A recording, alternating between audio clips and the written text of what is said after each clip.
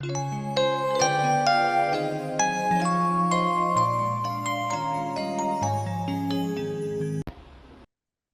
sore semuanya, adik-adik. Selamat sore, Miss. Aduh, nanti bingung ya dipanggil sama Jerumis ya. Biasanya dipanggilnya Anti. Oke, sekarang kita akan belajar tentang arsitektur, dunia arsitektur. Sebentar, Anti share screen dulu ya.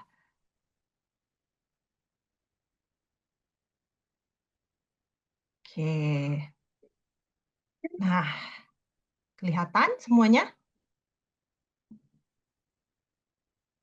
Kelihatan. Oke. Kelihatan. Nah, coba Anti mau tanya. Siapa ada yang boleh nggak kasih tahu Anti cita-citanya kalau besar mau jadi apa? Engineer. Apa? Engineer. Engineer. Oke. Ada lagi yang lain yang mau kasih tahu Anti kalau sudah besar mau jadi apa? Pencipta mobil. Ice cream maker. Oh, banyak ya cita-citanya. Nah, sekarang Anti akan kasih tahu ya.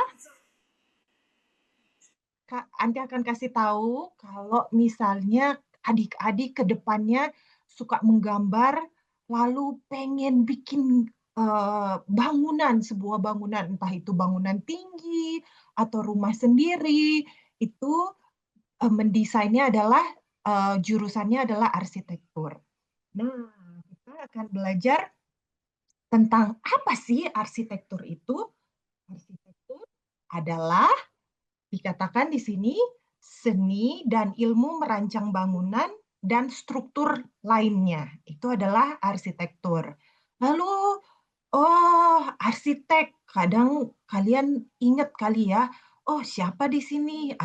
Mungkin ada omnya, tantenya, atau mungkin yang lain yang profesinya menjadi seorang arsitek. Siapa itu arsitek?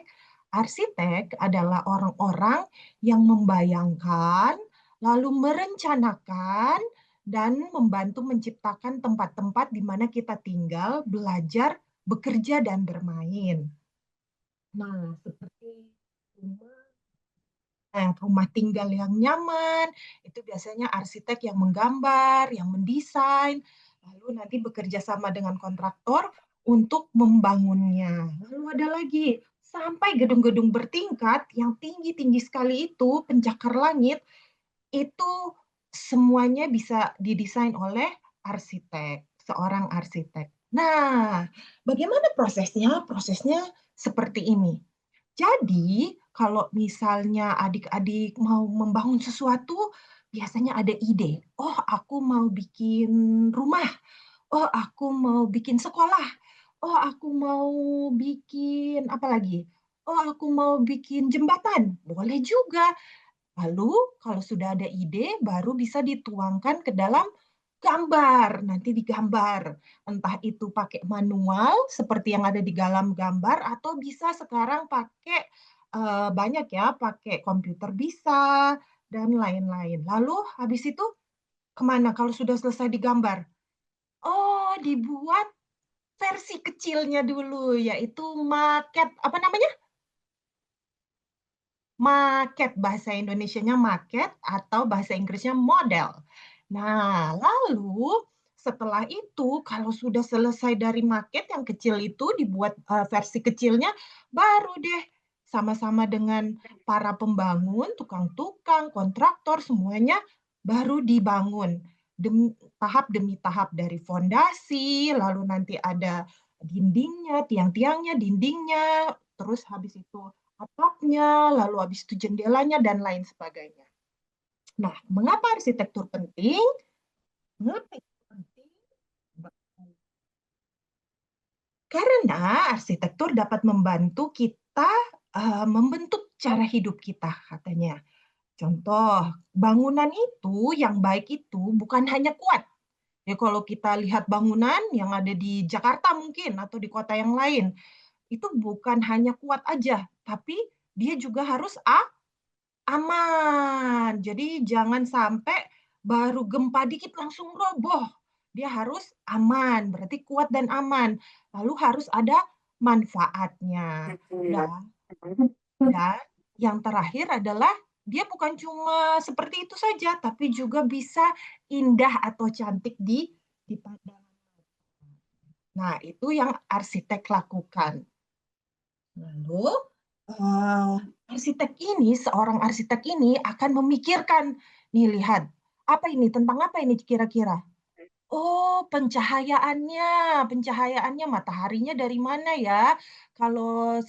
Ternyata kalau siang bangunan yang bagus itu nggak usah pakai lampu, pakai sinar matahari. Nah, bagaimana ya caranya? Nah, itu akan digambar, akan dipelajari, dianalisa, seperti yang di samping ini. Nah, lihat ya semuanya, oh ternyata lampunya lebih bagus kalau malam warnanya putih atau mungkin warnanya yang lebih kuning. Itu yang memikirkan semua itu adalah arsitek. Lalu tata ruangnya. Tata ruang tata ruangnya seperti apa ya? Oh, kalau misalnya kita dari ruang tamu, bagusnya langsung ke mana ya?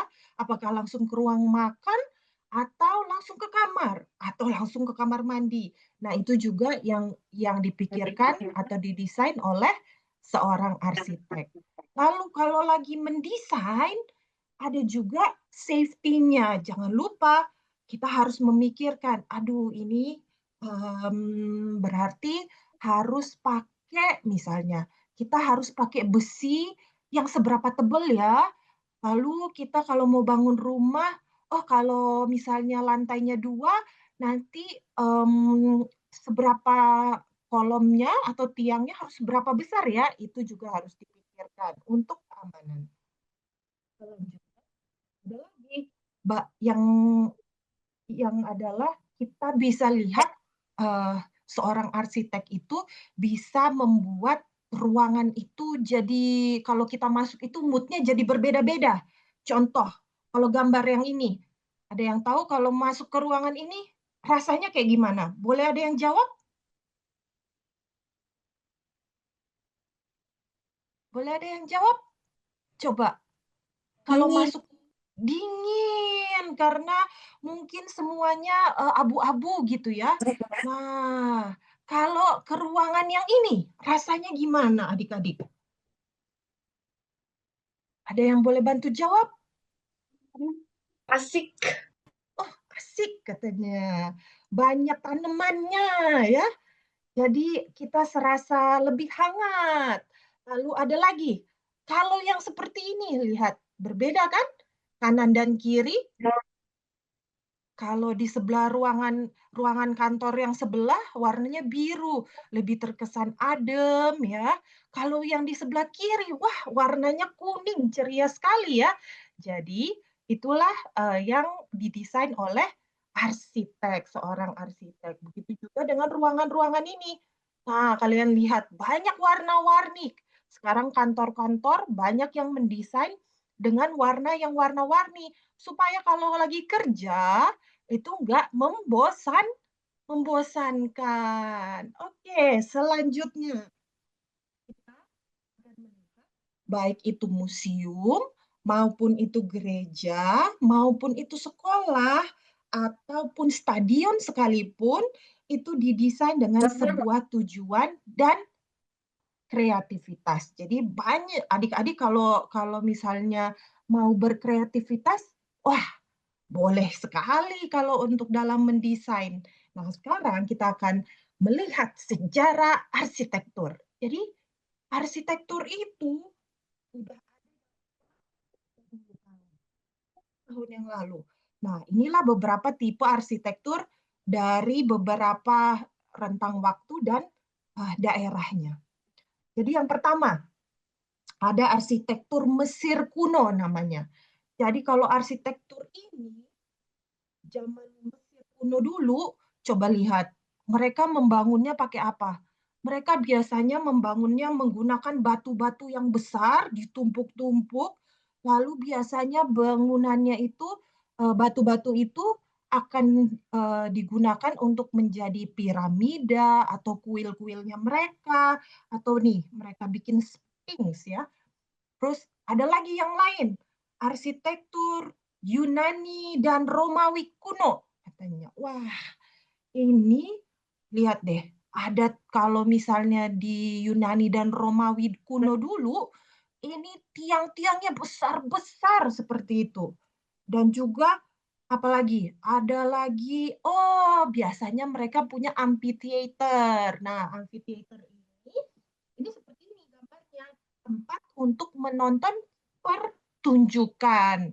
Jadi nanti pertunjukannya ada di tengah-tengah yang lingkaran ini, lalu orangnya duduk semuanya kayak di stadion ya kalau zaman sekarang.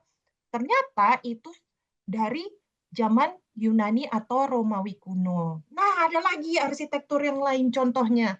Ternyata ini adalah arsitektur di masa-masa apa ya namanya Gotik. Jadi Gothic architecture ini biasanya katanya ada di dalam munculnya arsitektur ini di abad pertengahan. Jadi ciri-cirinya itu biasanya ada lengkungan-lengkungan atau lengkungannya tinggi-tinggi, lalu habis itu runcing-runcing atapnya tuh yang di atas-atasnya itu ada runcing-runcing dan juga jendelanya berwarna-warni. Kaca, terbuat dari kaca, tapi dibuat warna-warni. Ini adalah arsitektur gotik. Selanjutnya, ada arsitektur namanya Renaissance.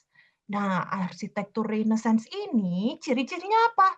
Biasanya bangunannya yang didesain itu semuanya simetris. Simetris artinya apa sih? Kanan dan kirinya sama. Kalau kita tarik garis lurus dari pertengahan ini, nah di kanan sama kirinya nanti sama. Jaraknya 5 meter, yang ke kiri 5 meter, yang kanan juga 5 meter. Seperti itu ya. Lalu baik itu di dalam maupun di luar gedung. Nih contoh-contohnya. Yang terakhir adalah arsitektur modern. Nah, coba lihat. Oh, ternyata kalau arsitektur modern itu bentuknya lebih sederhana. Kalau yang tadi ini semuanya rame banget ya, gitu kan. Wah, warnanya warna-warni. Kalau arsitektur yang modern ini coba lihat, biasanya cuma apa namanya?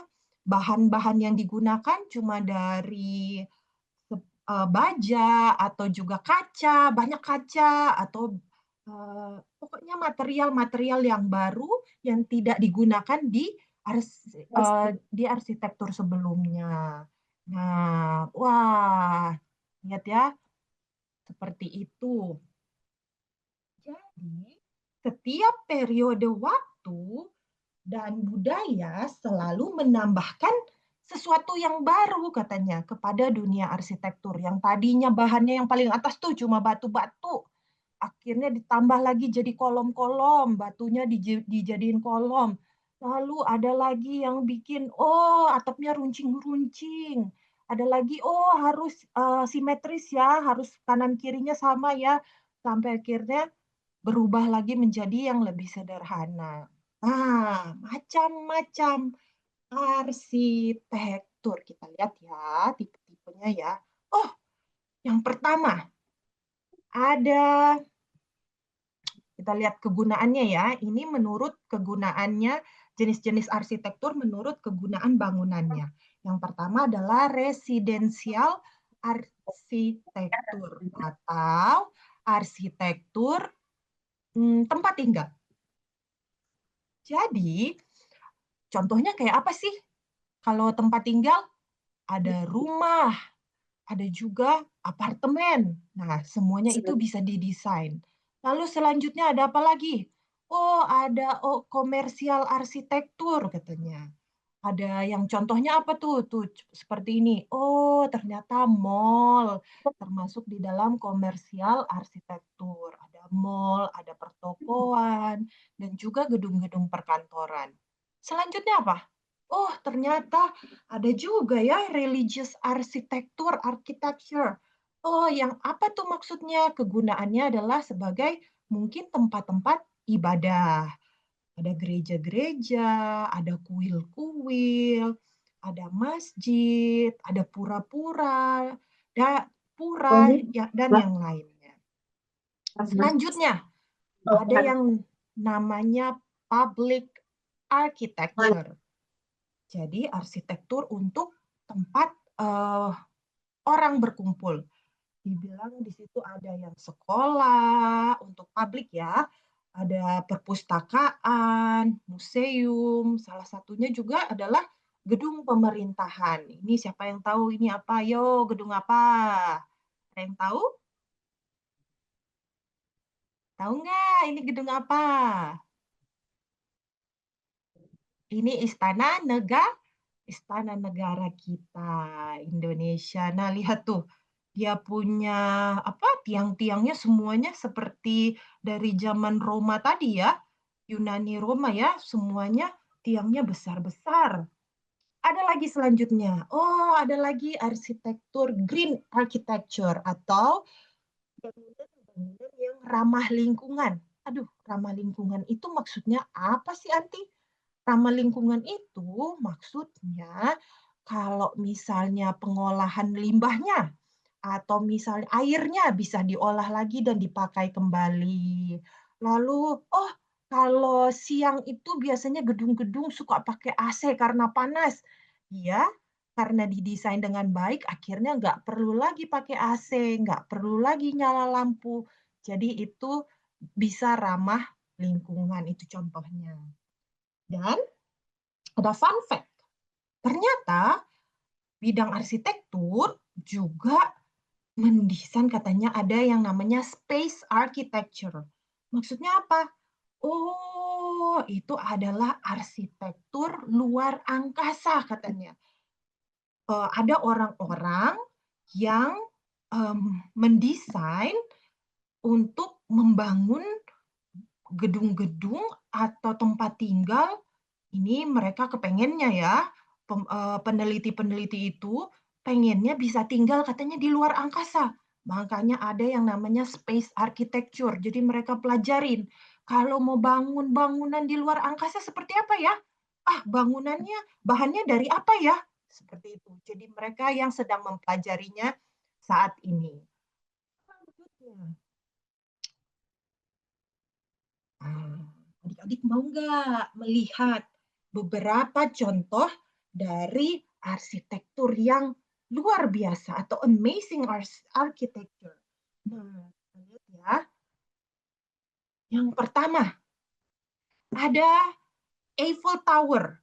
Adanya di Prancis atau French. Nah, Eiffel Tower ini kenapa dia bisa luar biasa? Jadi, Eiffel Tower ini tingginya 330 meter. Jadi kalau rumahnya adik-adik tingginya 3 meter, berarti dia ada 110 kali lipatnya. Tinggi sekali. Nah, dibangun di tahun 1889 dan pada saat itu ini merupakan struktur tertinggi di dunia. Pada saat itu ya, tahun 1889. Dan dibangun menggunakan 18.000 iron. Jadi ada 18.000 besi.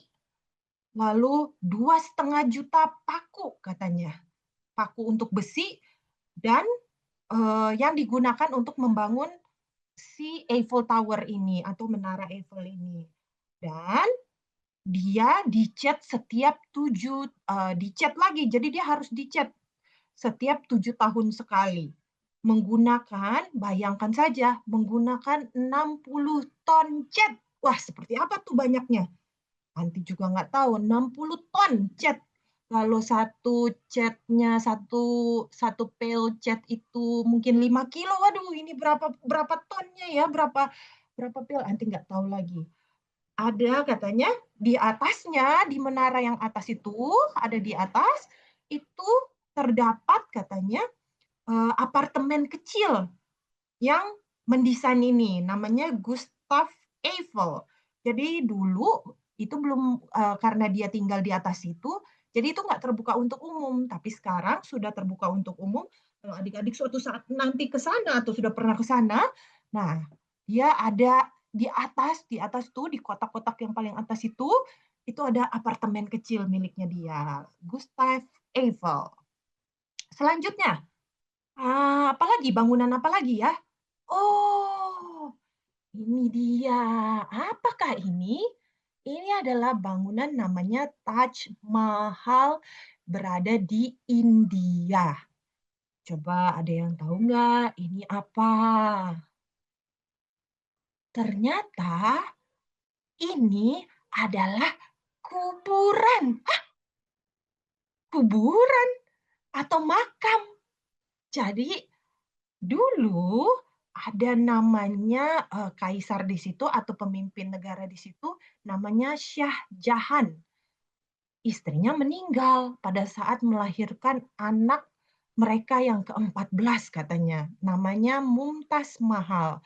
Lalu karena saking si raja ini sangat menyayangi istrinya, akhirnya dibuatkanlah sebuah makam atau kuburan yang megah sekali. Jadi namanya Taj Mahal.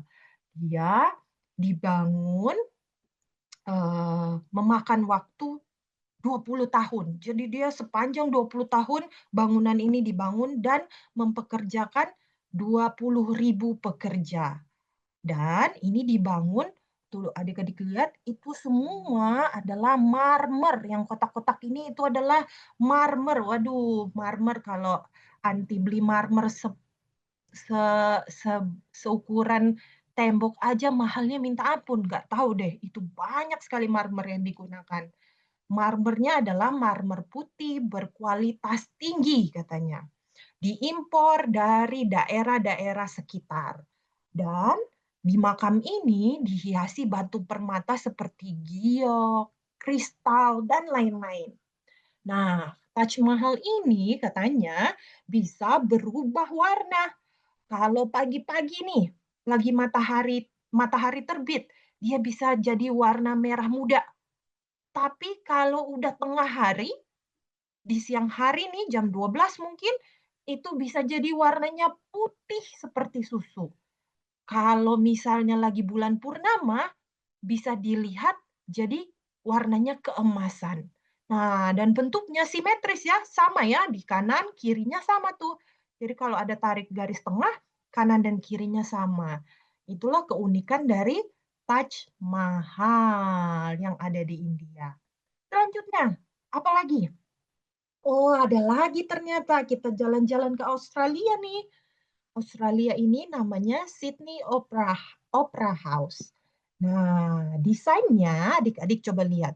Bentuknya seperti apa ya? Ternyata arsiteknya mendesain, merancang bangunan ini terinspirasi dari kerang. Ada yang tahu? Kerang. Jadi adik-adik kalau ke pantai ada kerang, nah pas dia lihat, arsiteknya lihat, wah ini bisa dijadikan sebuah bangunan.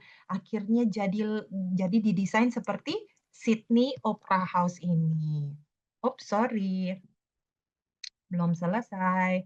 Mana tadi ya? Nah, ini dia. Nah, itu katanya dibuat menggunakan 1 juta ubin keramik khusus katanya pada atapnya. Waduh, banyak ya. Dan gedung ini menggunakan air laut untuk mengatur sistem suhu di dalam gedung. Jadi kalau misalnya gedungnya dalamnya pas lagi musim panas, menggunakan air laut, entah bagaimana caranya, tapi menggunakan air laut supaya yang di dalam gedungnya bisa adem. Kalau misalnya lagi musim dingin, bisa jadi hangat, jadi menggunakannya air laut. Di dalamnya, katanya di dalam gedung ini terdapat grand organ. Jadi organ, tapi yang besar sekali, terbesar di dunia, organ mekanis terbesar di dunia dengan lebih dari 10.000 pipa. Wah, banyak ya. Jadi organ yang pakai pipa-pipa itu loh, itu ada 10.000 pipa di dalam gedung ini. Selanjutnya, ada Burj Khalifa. Apa ini? Gedung yang tertinggi di dunia. Gedung yang tertinggi di dunia untuk sekarang ya, itu adalah gedung yang tertinggi. Nah, dia didesain struktur ada 3 sayapnya. Kalau nanti dilihat mungkin kalau ada gambar dari atas, dia mempunyai 3 sayap terinspirasi dari bunga lili. Menggunakan katanya lapisan kaca yang tahan akan suhu ekstrim. Dan juga kacanya itu didesain supaya nggak terlalu silau. Kalau adik-adik ada di lantai paling atas tuh biasanya silau sekali kan, mataharinya terang sekali. Nah, itu didesain kacanya dengan khusus supaya yang di dalam gedung nggak jadi terlalu silau. Lalu yang luar biasanya karena saking tingginya gedung ini, jadi yang di bawah sekali, di lantai bawah sama yang di paling atas, kadang-kadang beda suhunya bisa sampai 6 derajat Celcius. Hah, maksudnya kayak gimana? Jadi bisa jadi kayak gini. Oh, kalau yang di bagian bawah ini, misalnya suhunya seperti daerah Jakarta, yang harus pakai AC kan, panas gitu ya. Tapi kalau yang di bagian atas gedung yang paling tinggi sekali itu suhunya bisa seperti daerah puncak, adem ya. Jadi bisa berbedanya sangat jauh sekali. Oke, selanjutnya apalagi? Oh, ada Kolosium di Roma. Apa sih ini? Ternyata ini adalah gedung yang pertunjukan zaman dahulu. Jadi itu bisa kalau sekarang apa ya? Oh, sekarang stadion. Sekarang stadion kalau mau nonton bola, pertandingan bola di stadion, nah kurang lebih seperti itu sekarang, zaman sekarang. Kalau zaman dulu namanya yang terkenal ini, Colosseum di Roma. Dia dapat menampung 50.000 sampai 80.000 penonton. Nah, dibuat dari beton dan batu, marmer juga kayu. Bahkan katanya di Kolosium ini pernah dipakai untuk pertunjukan gladiator selama 100 hari. Lalu di bawahnya, di bawah gedung ini, ada terowongan dan lorong rahasia tempat hewan dan gladiator menunggu sebelum memasuki arena. Nah, selanjutnya apa? Oh, ternyata ada tembok besar Cina, Great Wall. Tembok ini kenapa dia bisa luar biasa ya? Dia panjangnya adalah 21.000 kilometer. Nah, 21.000 kilometer itu di mana? Di mana ya? Kayaknya kalau cuma dari Jakarta ke Bali, itu hanya berapa kilometer saja ya? Berapa ratus atau berapa ratus kilometer. Nah, ini 21.000 kilometer. Katanya lebih panjang dari separuh keliling dunia. Jadi kalau kita keliling dunia, baru separuhnya, tembok ini lebih panjang katanya. Dibangun lebih dari 2.000 tahun. Jadi masa pembangunannya dia ini katanya berlangsung 2.000 tahun.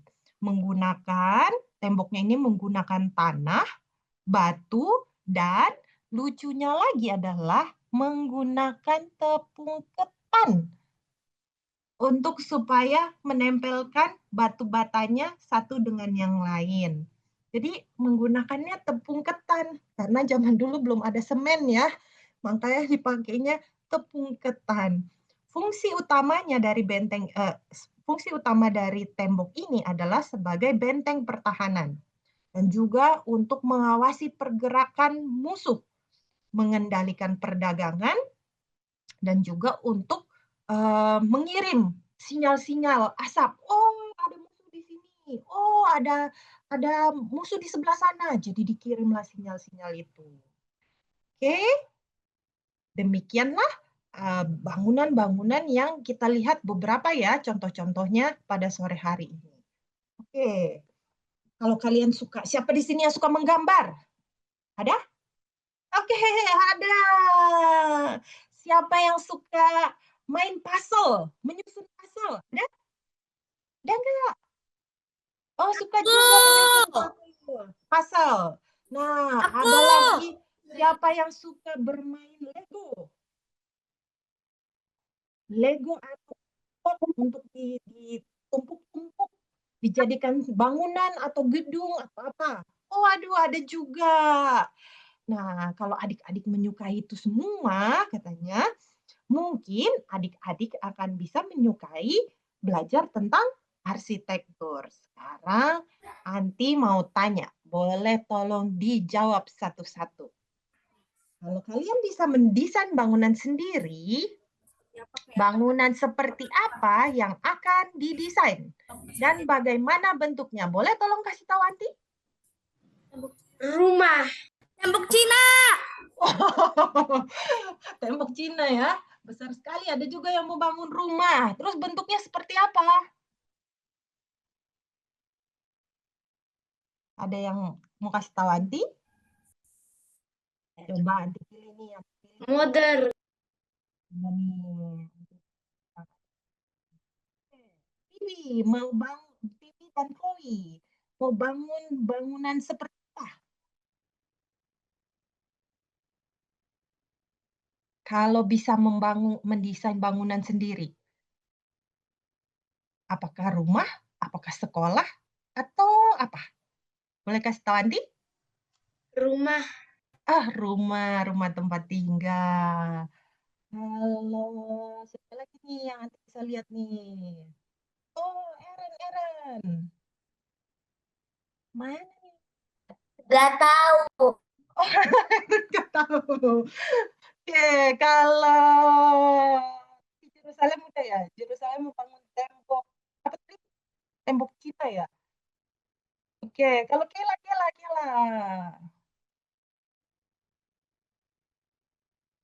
Apa ya? Mau nggak tahu juga?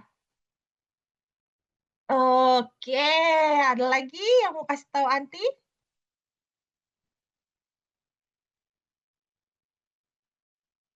Oke, kalau tidak ada, berarti mungkin nanti di kesempatan yang lain kita akan bisa melanjutkan yang lainnya lagi. Lalu sekarang kita akan coba belajar mendesain. Mendesain seperti tadi ya, arsitek-arsitek tadi yang mendesain bangunan-bangunan. Ya, ada yang sudah memprint, sudah ada print-print seperti ini. Mana nih? Nggak kelihatan ya? Oh, tunggu, Anti. Sudah. Oh, sudah. Oke. Sekarang boleh Aku belum. ada yang belum? Aku Oke, lagi di luar. Aku belum. Oke, nggak apa-apa. Nanti ya di print. Lalu habis itu bisa ditempel-tempel. Gunting dulu, lalu bisa ditempel-tempel. Sebentar. Nanti kan. Mana nih?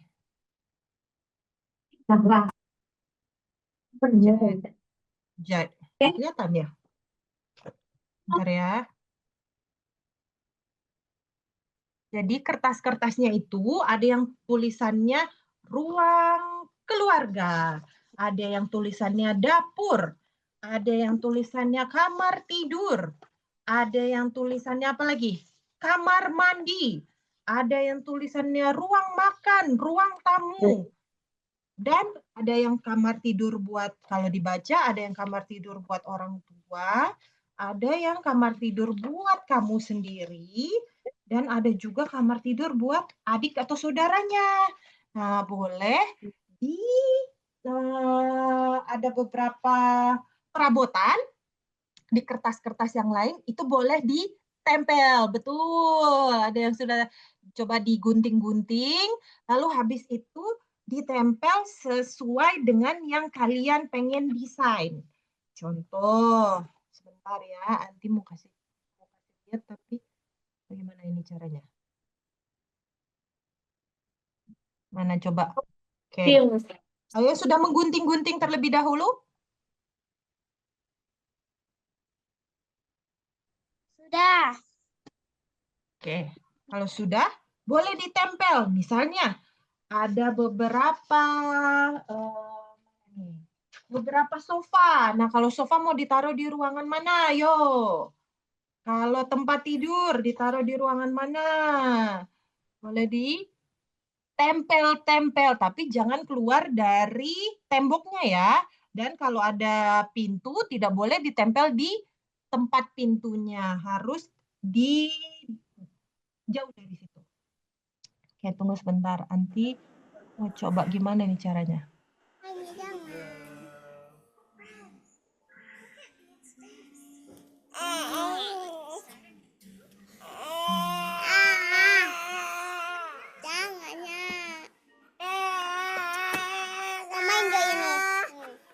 Oke. Nah, kalau sudah ditempel-tempel nanti bisa jadi seperti ini. Yang bisa kelihatan? Ini yang Anti sudah bikin. Kalau kalian mau tempel, nah jangan, pokoknya kalau ada di gelap. Nah, tapi kalau misalnya ada pintu, itu jangan seperti ini, jangan ditempel ya. Mana ya? Ini pintunya. Jangan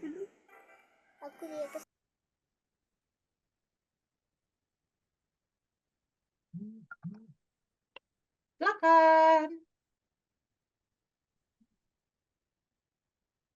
Kalau ada pertanyaan, silahkan ya, boleh bertanya ya. Miss, Ya, tugasnya boleh menyusul, Kak. boleh. Aku soalnya lagi di luar. Oke, nanti thank difotoin you. ya kalau sudah selesai ya. Oke, thank you, Miss.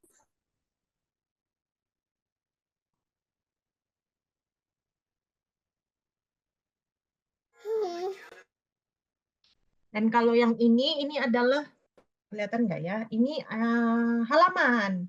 Jadi kalian bisa taruh apa ya? Kalau di sini nih nanti masih kosong nih. Bisa ditaruh, misalnya kalian mau taruh ini, mau taruh kolam, boleh. Lalu habis itu mau taruh apa lagi ya? Mau taruh pohon-pohonan juga boleh. Ini ada dari atas nih pohon-pohonnya bentuknya. Silahkan digunting dan habis itu ditempel. Nanti kalau udah gitu boleh difoto ya.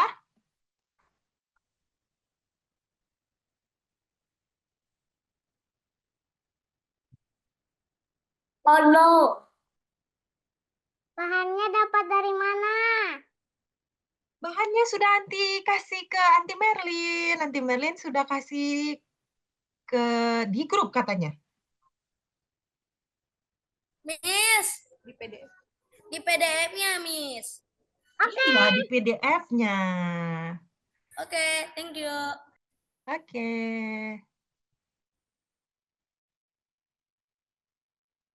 Nanti kalau nggak bisa atau susah guntingnya boleh minta tolong bantuan orang tuanya ya, atau yang lainnya. Coba Anti mau lihat, udah belum?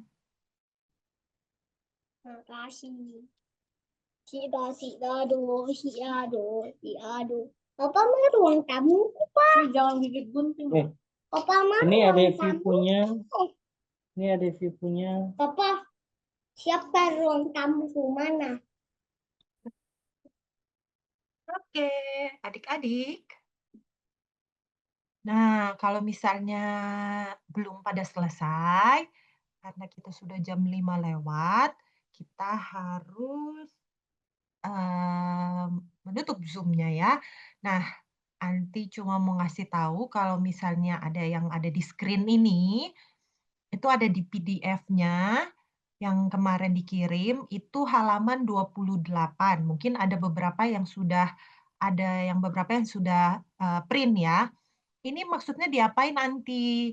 Ini coba adik-adik tebalkan, nih lihat seperti gambarnya. Nih, kan karena gambarnya kurang tebal, Jadi adik-adik coba tebalkan, wah, untuk membuat denah sebuah rumah.